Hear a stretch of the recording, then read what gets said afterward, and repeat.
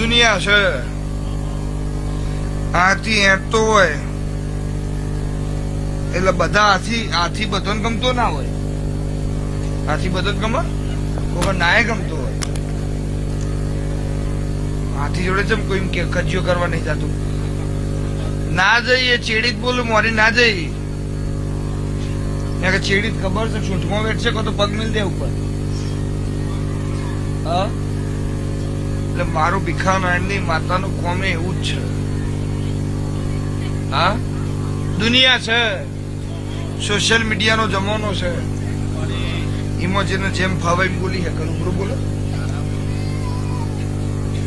હા, પણ જો સુધી બજારમાં તમારો વિરોધ ના થાય તો સુધી બજારમાં આવવાનો કોઈ મતલબ નહીં.